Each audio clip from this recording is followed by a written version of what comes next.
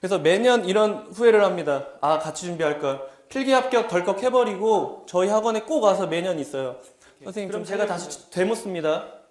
자, 체력학원 왜 안 나오세요? 그러면 필기 점수 안 나와서요. 이렇게 저한테 말해요. 그러면 제가 다시 되물어요. 자, 내가 필기 점수가 떨어지는 이유가, 혹은 내가 필기에서 떨어진 이유, 혹은 필기 점수가 떨어지는 이유가 실기를 같이 준비해서. 자, 하루에 여러분들이 12시간 공부를 한다 그러면 하루에 720분 정도를 공부하는 건데, 그러면 이건 주 5일, 그 토요일 일요일도 뺀 거예요. 5일 중에 3,600분 정도를 공부하게 됩니다. 그러면 반대로 저기 하루에 운동량 100분이라고 계산했는데 사실 저희는 100분 하지 않아요. 60분에서 70분 안에 훈련이 끝나요. 자, 근데 계산하기 좋으라고 100으로 표시를 한 거예요. 100, 일주일에 3번 훈련한다고 가정했을 때 300분, 5일이면 300분 운동하는 거예요. 근데 일주일 5일 중에 시간적으로 계산했을 때 10%도 안 되는 시간이에요. 필기 점수가 보다 훨씬 실기가 상위권으로 갈 수 있는 요지가 커요. 근육이라는 데는 성장하는데 어쩔 수 없이 시간을 투자하면 무조건 기능은 향상합니다. 관리 준비했을 때처럼 기존의 체력학원의 훈련 방식에도 문제가 있다 그랬어요. 이건 노량진, 신림 모두 다 마찬가지예요. 가장 중요한 게 이제 훈련의 강도인데, 개인차를 고려하지 않고 일관된 강도로 훈련을 시켜요. 여기 계신 분들만 봐도 운동 잘하는 사람, 못하는 사람, 운동 능력이 천차만별이죠. 근데 다 같은 강도로 훈련해요. 10명, 20명씩 모아놓고. 그러니까 여기 되락생들만 따라온다라고 써 있는 거예요. 운동 능력이 그나마 되는 학생들만 쫓아와요. 안 되는 학생들은 부상당하고 효율적으로 훈련이 안 돼요.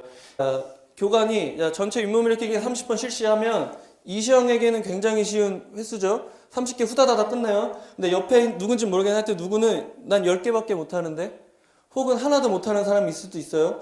이 사람들에게는 너무 어려운 과제가 되고 이 사람에게는 너무 쉬운 과제가 되는 거예요. 이런 문제들이 그때 말씀드리. 그러면은 아까 말씀드린 대로 시간에는 문제가 아닌데, 훈련을 내가 너무 무리하게 받거나 오버 트레이닝 되면 필기랑 같이 병행하기가 힘들겠죠? 100분인데 100분 수업하고 3주를 알아놓는 거예요. 그러면 우리가 어떻게 필기랑 같이 병행하겠어요, 그죠? 이게 체력적으로. 그러면 중요한 건 이제 효율적인 훈련에 대해서 말씀드려야 되는데, 그 뭐가 효율적이냐를 일단 아셔야 돼요. 이걸 뭘 말하는 거냐면은 트레이닝, 훈련, 파티그, 이제 피로해요. 훈련하면 피로해지죠? 그럼 저 트레스홀드라는 역치점이라는 게 한계점. 사람은 누구나 한계점이 있어요. 그러면 이 한계점에 미치지 않게끔 반복하는 훈련이 좋은 훈련 방식인데, 훈련 강도인데, 이 2번은 1번이랑 같은 말이에요. 트레이닝 안에 이제 이러한 훈련 요소들이 있다라는 거예요. 이제 프리퀀시라는 건 내가 주에 몇 번이나 반복할 것인지, 리피테이션 볼륨은 훈련 그 반복, 그 다음에 저거를 세트, 몇 세트를 가져갈 것인지, 그 다음에 헤비로드는 부하와 중량을 어떻게 줄 것인지, 그 다음에 시뮬레이션 타임, 듀레이션 타임, 자극 시간들을 말하는 거예요. 이러한 트레이닝 요소 안에 훈련을 하게 되면 누구나 저런 파티비라는 피로가 생기는데, 그러면 누구나 저런 역치점이라는 게 찾아옵니다. 그러면 저걸 넘어서지 않는 훈련을 하는 게 중요해요. 이거 이전에 말씀드리면 학생들이 매년 저한테 물어봐요. 선생님 웨이트 트레이닝 해도 돼요?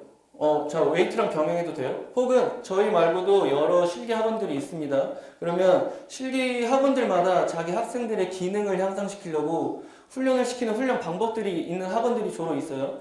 예를 들어서 웨이트 트레이닝 병행해야 된다. 그래서 웨이트 트레이닝 병행해야 된다는 말을 뭔 말하는 거냐면, 내가 푸시업을 잘하려면 이거랑 협응되는 근육들, 여기 팩메이저, 그러니까 대흉근, 그 다음에 델토이드, 어깨, 삼두, 이런 근육들을 분리적으로 웨이트 트레이닝하고 푸시업, 시업을 병행해야지 기능이 향상된다. 이렇게 하지 않으면은 극대화하기가 힘들다. 혹은 웨이트 기구 없는 이제 경찰 학원들에서 아니다, 웨이트 필요 없다. 그냥 우리는 시뮬레이션에서 결국에는 시험은 그냥 맨몸으로 보기 때문에 맨몸으로 하는 게 가장 효과적이다.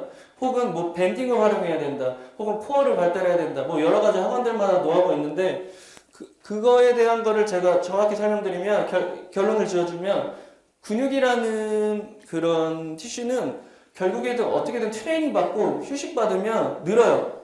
향상돼요, 그 기능은. 근데 중요한 게 뭐냐? 내가 우리 학생, 우리 회원에게 그 사람에게 어느 정도 빈도를 줄 것이냐. 그 다음에 웨이트 좋고 밴드도 좋은데 얼마나 반복시키고 세트를 어떻게 줄 것이냐. 웨이트를 줄 건데 누구에게 웨이트를 줄 것이냐. 중량과 로드를 언제 향상시킬 것이냐. 그 다음에 자극을 얼마나 지속할 것이냐. 언제 쉴 것이냐. 그거를 적용하는 게 훈련에 있어서 효율적인 거지. 웨이트가 좋다, 웨이트 안 하는 게 좋다, 그게 중요한 게 아니에요. 훈련은 반드시 병행하는 것들이 좋습니다. 여러 가지. 근데 정확한 로직이라 그래요, 저희는. 로직이 있는 훈련 안에서, 훈련 로드 안에서 훈련하는 것이 효율적인 훈련이다. 간단하게 그래프로 설명드리면, 이거는 실제로 트레스홀드를 측정하는 방식은 아닌데, 그냥 이해하기 좋으라고 제가 이렇게 그래프를 만든 거예요. 이게 운동을 하나도 하고 있지 않은 제 몸 상태가 근육이 100%의 상태라고 해요. 그럼 웨이트를 하면 할수록 이런 근육의 질이나 그런 효율성들이 떨어집니다. 하락해요. 세트 수를 지나가고 훈련이 반복할수록 이게 그걸 말한 거예요. 한 세트가 지나가면 지금 운동 하나도 하고 있지 않은 제 상태가 100인데 75가 되고 55가 되고 25가 돼요. 근데 반대로 아까 말했던 파티그, 피로에 대한 거는 운동을 하나도 하지 않았을 테니까 0이었다가 세트 수가 넘어갈수록 위로 상승해요. 근데 이게 교차되는 지점이 있죠? 이제 교차되는, 그러니까 부정적인 측면만 커지는 시점이에요. 긍정적인 측면이 가라앉고 부정적인 측면이 오버랩되는, 이거 교차되는 저 부분. 이제 이 부분을 운동이나 트레이닝에서는 트레스홀드 한계점이라고 말하는데, 이 한계점은 다 다르겠죠, 사람들마다.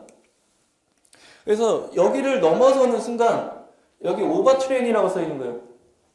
오버 트레이닝 된다. 그러면은 운동에 있어서 저 시점을 넘어가면 훈련의 효율이 떨어지고, 중요한 게 뭐냐, 부상으로 갈 위험이 많다.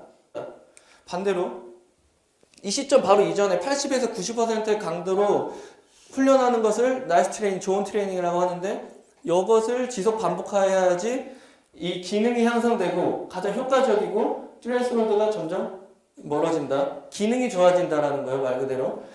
그러면 우리 학원은 무엇이 다른가? 처음부터 이거 하려고 학원 시작한 거예요. 제가 저희 학원 개별 트레이닝 하는데, 이거는 어느 훈련 영상, 훈련 설명을 할 때도 말씀드려요. 제가 개별 트레이닝을 해야 하는 종목이 3가지가 있다라고 말씀드리는데, 자, 첫 번째는 유소년 트레이닝. 왜냐하면 걔들은 성장 발육이 어릴 때 다르기 때문에 같은 강도로 훈련하면 누구는 맛이 갈 수 있어요. 그 다음에 두 번째, 재활 트레이닝. 수술한 부위가 다 다르죠. 근데 같은 훈련을 하면 맛이 갈 수 있어요. 세 번째로 경찰 공무원 준비하시는 분들이 그래야 된다는 생각을 했어요. 그래서 그 시스템을 갖고 온 거예요. 개별 트레이닝 시키려고. 왜냐면은 여러분들은 최대 입식 아니에요. 필기랑 실기를 같이 병행해야 되기 때문에, 시간 대비 효율적으로 해야 되기 때문에, 자, 하루 운동하고 3주를 알아놓으면 안 되기 때문에, 그래서 제가 이런 개별 트레이닝이라는 걸 저희 학원으로 가져온 거예요. 그러면 어떻게 개별 훈련하냐? 트레이너가 10명이냐? 저희 와서 학원에서 훈련하고 이제 상담 받게 되면 어떻게 개별 트레이닝 하는지 다시 알려드릴게요. 그래서 개인차를 고려하지 않고 일관되게 훈련하면 소수만이 최적의 훈련 효과를 받습니다. 근데 저희가 말한 개별 트레이닝은 운동 능력이 어떻게 오는 사람이든 다 개별적으로 케어하기 때문에, 자, 모두가 최대한으로 효율적으로 훈련할 수 있도록 돕습니다. 그래서 이 6개월 과정의 1차 목표는 어떠한 요령 없이도 내가 만점 가까운 점수를, 스코어를 받게끔 하는 게 1차 목표예요. 그래서 가까워질수록 요령도 있고, 학원들마다 뭐 여러 센서 찍는 요령, 뭐 그런 것들은 이제 점차 가는 거고, 여기에 목표는 요령 없이 만점 찍는 게 목표. 아까 휴식이 중요하다고 했죠? 일주일에 저희는 3번을 추천드리고, 혹은 많아지면 4번. 근육이라는 데는 한 번 그 부위를 훈련하게 되면 48시간 동안 재합성해요. 최대로. 그리고 48시간 이후에는 그냥 휴식을 위한 휴식이 되고, 이전에 훈련하다 보면 재합성도 되기도 전에 훈련하게 되는 거예요. 그리고 통증을 더 유발해야 되고 부상을 갈 수 있어요. 그래서 48시간 정도를 쉬어야 된다. 하루 운동하고 하루 쉬고 하루 운동하고. 4월부터 9월까지 이번에 2차 등록한 학생들이 단기 특강까지 합쳐서 저희한테 128명. 여러분들이 제가 훈련 로드를 말했는데, 그래서 결론이 어떻게 됐냐가 중요하잖아요. 이런 훈련 로드를 따라서 총 128명이 저희 학원에서 케어를 받았고, 100% 다 늘었어요. 그리고 8월 여기서 이제 장기 특강에서 8월 이상까지 훈련한 학생들, 뭐 7월이든 6월이든 선생님 저 공부해야 돼요, 뭐 아웃한 학생들 빼고, 단기 특강도 빼고 8월까지 적어도 2개월에서 3개월 이상 꾸준히 한 학생들 총 71명 중에 90%는 8점 다향상, 8점 이상. 이거는 9점, 10점은 당연히 이하가 있어요. 그 다음 푸시업, 악력, 시덥 기준으로 했을 때. 그 다음에 나머지 10%는 한 명, 그 여경 준비하시는 분, 푸시업 하나도 못 하셨던 분이 한 명 있었는데, 그분은 푸시업 21, 그 다음에 4점이에요. 그러면은 그 다음에 시덥은 35, 6점까지 만들었고, 이 사람 한 명. 나머지 8명은 시덥 5점, 푸시업 7점까지 만들었던 경우가 있다. 운동을 너무 강조하는 경우가 있다. 여러분들이 이 경찰 준비 안에 체력이라는 종목이 있던지 없던지를 떠나서 한 트레이너로서 여러분들이 항상 공부하는 데 있어서 바람직한 운동을 통해서 항상 필기랑 실기를 혹은 필기 준비와 운동을 병행하셨으면 좋겠다.